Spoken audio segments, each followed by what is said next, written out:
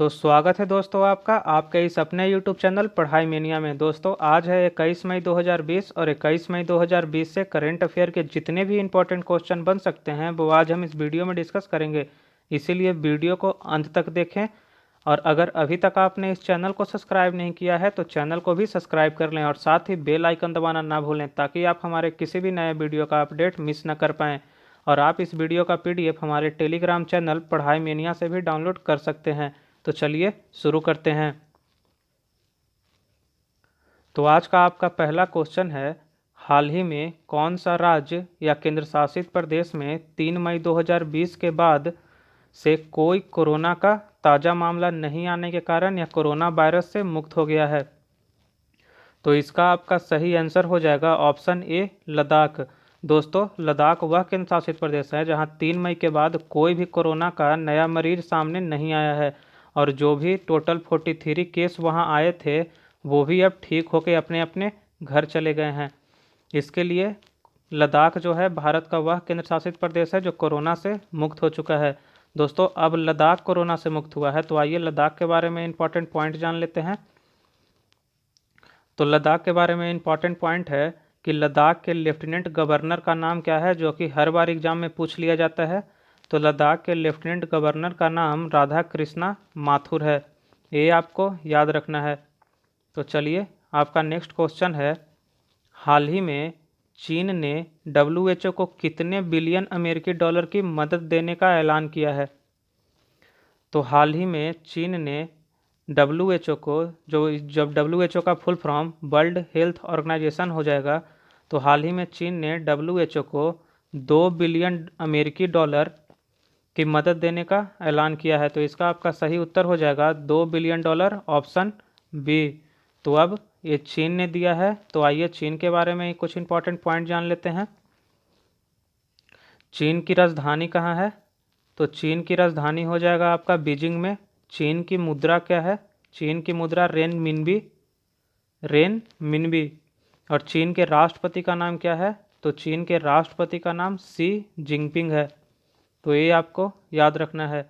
तो चलिए हम अपने अगले क्वेश्चन की तरफ बढ़ते हैं। आपका अगला क्वेश्चन है, हाल ही में बी इंगेज्ड थीम के साथ विश्व मधुमक्खी दिवस कब मनाया गया है? तो हाल ही में बी इंगेज्ड थीम के साथ विश्व मधुमक्खी दिवस आपका 20 मई को मनाया गया है। तो इसका आपका सही उत्तर हो जाएगा 20 मई। और इसका थीम आपको याद रखना है। इस विश्व मधुमक्खी दिवस का थीम क्या था? तो विश्व मधुमक्खी दिवस का थीम बी इंगेज्ड है। तो ये थीम आपके लिए काफ़ी इंपॉर्टेंट है क्योंकि एग्जाम में पूछ लिया जाता है।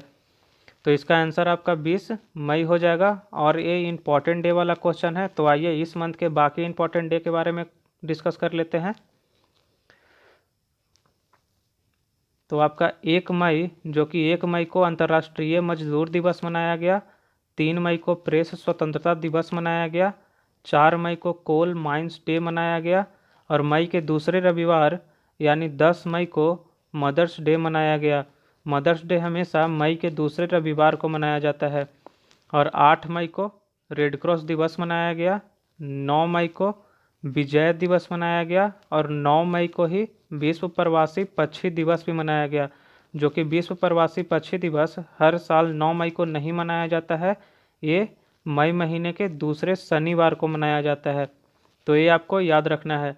11 मई को राष्ट्रीय प्रौद्योगिकी दिवस मनाया गया है, 12 मई को अंतर्राष्ट्रीय नर्स दिवस मनाया गया है, 15 मई को विश्व परिवार दिवस मनाया गया है, 17 मई को विश्व दूरसंचार दिवस, जो कि सूचना समाज दिवस भी उसे कहते हैं, और 21 मई को आतंकवाद विरोधी दिवस मनाया जाएगा, 24 मई को राष्ट्रमंडल दिवस मनाया जाएगा, कॉमनवेल्थ डे, और 31 मई को विश्व तंबाकू निषेध दिवस मनाया जाएगा, जो कि आपके आने वाले दिनों में मनाया जाएगा। तो ये आपको याद रखना है। तो आपका अगला क्वेश्चन है, किस देश के प्रधानमंत्री थॉमस थावाने ने औपचारिक रूप से अपने पद से इस्तीफा दे दिया है? तो थॉमस थावाने जो थे वो लेसोथो के प्रधानमंत्री थे जिन्होंने औपचारिक रूप से हाल ही में इस्तीफा दे दिया है। तो आपका सही आंसर हो जाएगा कि थॉमस थवाने लेसेथो देश के प्रधानमंत्री थे जिन्होंने औपचारिक रूप से अपने पद से इस्तीफा दे दिया है। तो आपका आंसर हो जाएगा ऑप्शन ए लेसेथो। अब ये लेसेथो के प्रधानमंत्री थे। तो आइए लेसेथो के बारे में कुछ इंपॉर्टेंट पॉइंट जान लेते हैं। और अब वर्तमान में लेसेथो के प्रधानमंत्री कौन बने हैं? तो संसद द्वारा लेसेथो के वित्त मंत्री मोएकेटसी मजोरो को देश के अंतरिम पीएम के रूप में चुना गया है। लेसेथो जो कि एक दक्षिणी अफ्रीकी पर्वतीय राज्य है। और लेसेथो की कैपिटल क्या हो जाएगा? लेसेथो की कैपिटल मासेरू हो जाएगा। और लेसेथो की मुद्रा लेसेथो लोटी। तो ये आपको याद रखना है। आइए नेक्स्ट क्वेश्चन है आपका, कौन से जोन के रेलवे ने कोविड-19 मरीजों के लिए रेल बोट नामक रोबोट विकसित किया है? तो इसका आपका सही उत्तर हो जाएगा ऑप्शन बी दक्षिणी मध्य रेलवे। दक्षिणी मध्य रेलवे जोन ने कोविड-19 मरीजों के लिए रेल बोट नामक रोबोट विकसित किया है। तो अब ये दक्षिणी मध्य रेलवे ने किया है।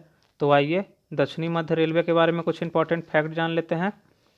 तो दक्षिणी मध्य रेलवे जोन का मुख्यालय कहाँ है? तो दक्षिणी मध्य रेलवे जोन का मुख्यालय आपका सिकंदराबाद में हो जाएगा।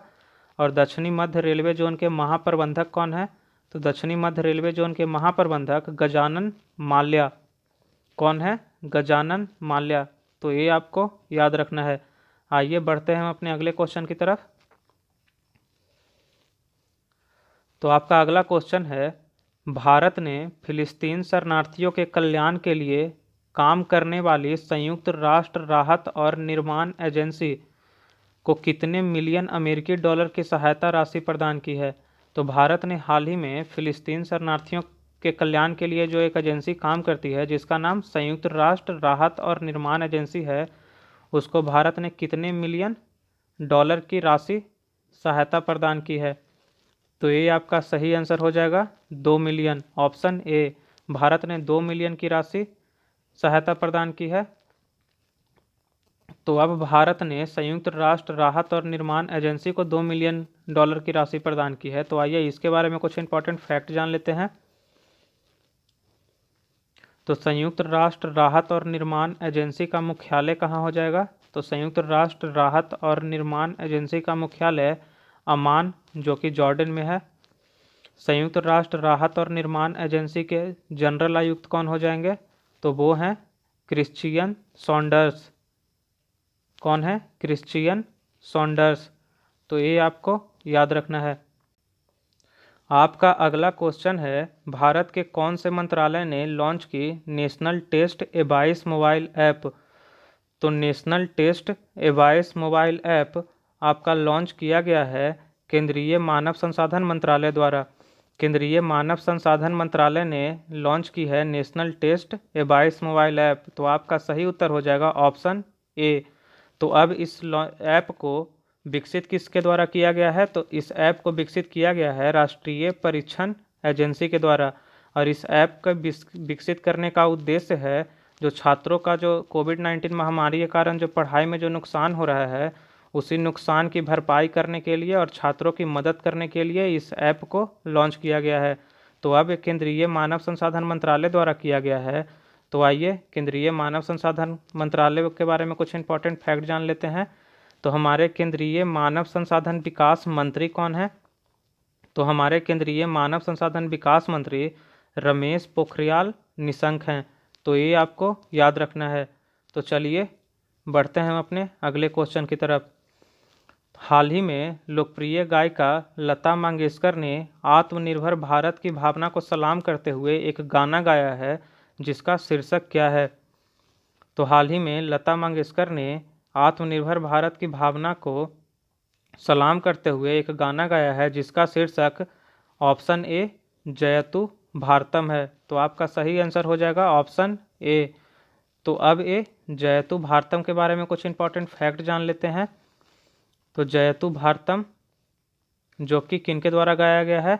तो एक गाना गाया गया है अनुराधा पौडवाल, कविता कृष्णमूर्ति, शान, उदित नारायण, पंकज उदास, अलका याग्निक, रेखा आशा भोसले, एसपी बालासुब्रमण्यम, शंकर महादेवन, सोनू निगम और कैलाश खेर सहित 200 से अधिक गायकों ने गाया है इसे।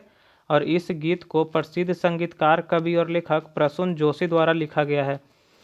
तो ये आपको याद रखना है कि इस गीत को किसने लिखा है। तो इस गीत को लिखा है प्रसून जोशी ने।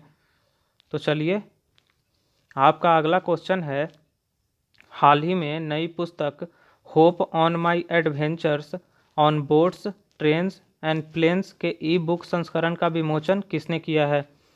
तो हाल ही में hope on my adventures on boats, trains and planes एक पुस्तक लॉन्च हुई है, उसका विमोचन किसने किया है। तो ये रस्किन बॉन्ड ने किया है और ये पुस्तक रस्किन बॉन्ड के द्वारा ही लिखी गई है। तो ये आपको याद रखना है। और ये पुस्तक में रस्किन बॉन्ड के नावों, रेलगाड़ियों और विमानों के कुछ यादों के बारे में इसमें डिस्कस किया गया है जो पाठकों को लुभाएगी। तो ये आपको याद रखना है। चलिए बढ़ते हैं हम अपने नेक्स्ट क्वेश्चन की तरफ। तो आपका नेक्स्ट क्वेश्चन है, हाल ही में किसने अलेक्जेंडर डेल रिम्पल अवार्ड 2019 जीता है। तो हाल ही में अलेक्जेंडर डेल रिम्पल अवार्ड ये आपका जीता है option A vice admiral Vinay Badhwar ने।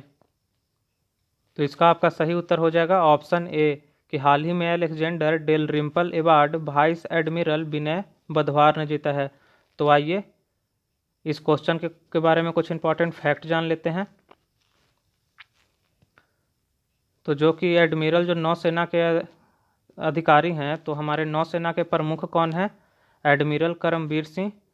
और ये अवार्ड दिया जाता है अंतर्राष्ट्रीय हाइड्रोग्राफिक संगठन के द्वारा।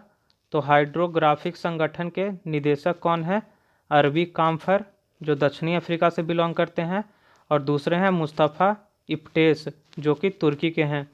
अब अंतर्राष्ट्रीय हाइड्रोफोबिक संगठन का गठन कब हुआ था। तो इसका गठन 1921 में हुआ था, 1921 में। और अंतर्राष्ट्रीय हाइड्रोग्राफिक संगठन का मुख्यालय कहाँ है।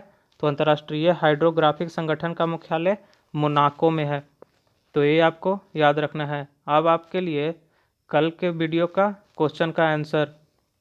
कल के वीडियो में मैंने आपसे पूछा था बाबर आजम किस देश के क्रिकेट टीम के नए कप्तान बने हैं। तो बाबर आजम पाकिस्तान देश के क्रिकेट टीम के नए कप्तान बने हैं। तो इसका आपका सही आंसर हो जाएगा ऑप्शन ए पाकिस्तान। अब आपके लिए आज का क्वेश्चन है, हाल ही में किस बैंक ने गोल्ड लोन की सुविधा का शुभारंभ किया है। तो इसका आपको आंसर कमेंट बॉक्स में लिख के देना है। और आपको ये वीडियो कैसा लगा ये आप हमें कमेंट बॉक्स में लिख के ज़रूर बताएं। और अगर आपको ये वीडियो पसंद आया है तो वीडियो को लाइक करें। और ऐसे ही रोज़ाना करेंट अफेयर्स, जीके और स्टडी रिलेटेड इंपॉर्टेंट वीडियोस देखने के लिए हमारा चैनल पढ़ाई मेनिया सब्सक्राइब करें। धन्यवाद।